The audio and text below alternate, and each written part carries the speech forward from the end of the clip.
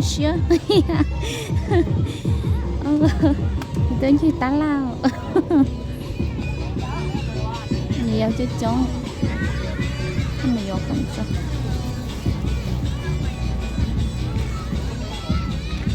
tôi sẽ dùng mà được chưa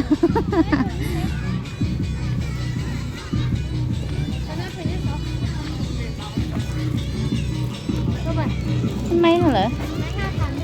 mấy hà bánh treo đấy mi bưng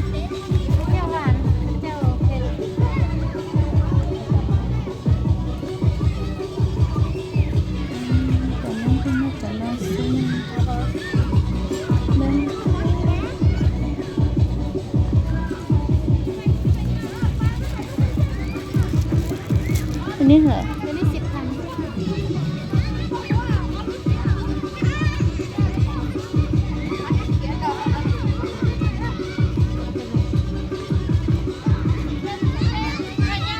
อย่างเจียวตัวนี้บ่แม่นเจียวอัน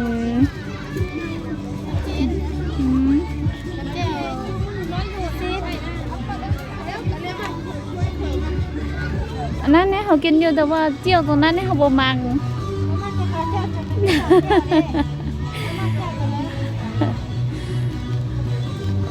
เพราะว่าเราเคยกินลูกเส้นนี่เจียวตัวนี้นี่เขาบ่ตัวนี้เคยไปกินเขาบ่มากิน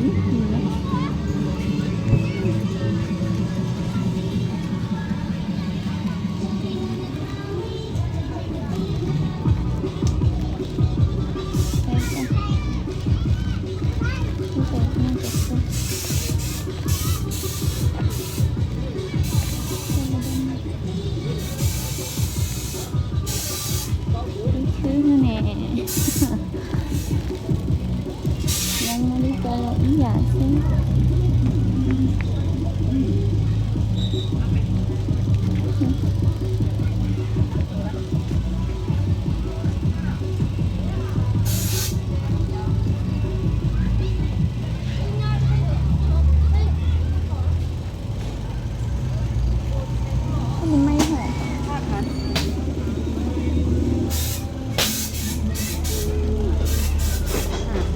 เจียวมีแต่เจียวตัวนี้ว่ะ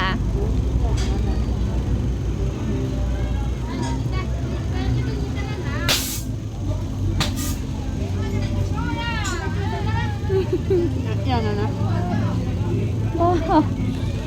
อันรู้สึกเขากินได้แต่ว่าเจียวตัวนี้เขาบ่มาเพราะว่าบ่แม่นเจียวอัน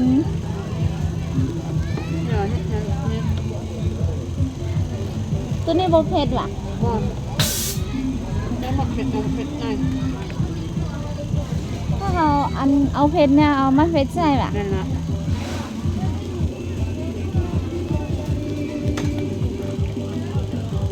บ่มีหอมบ่มีหยังเลย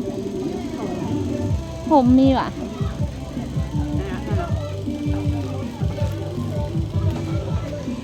นั่นไงตัวนี้บ่เป็นคั่วว่ะทอดอะไรนะทอดแห้มแล้วเอามาขาย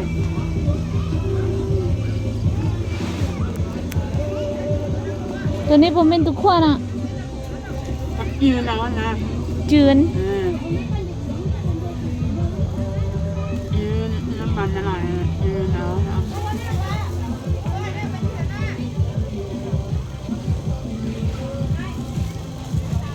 เอาใส่โจ๊กได้บ่ได้เอาหอมใส่ตรงนี้เลยใส่เผ็ดใส่เนี่ยนะ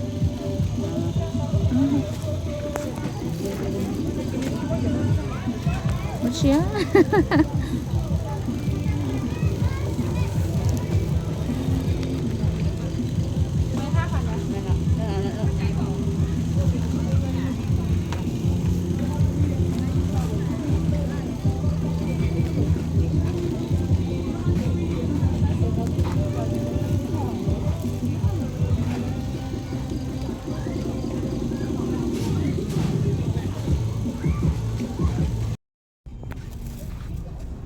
ตลาดเราต้องเราจะกระแทกโอเคโมของมันก็เกิด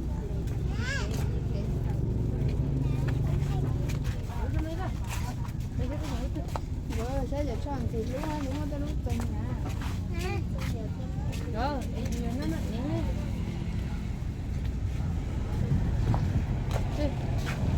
cái đó có mấy điện thoại này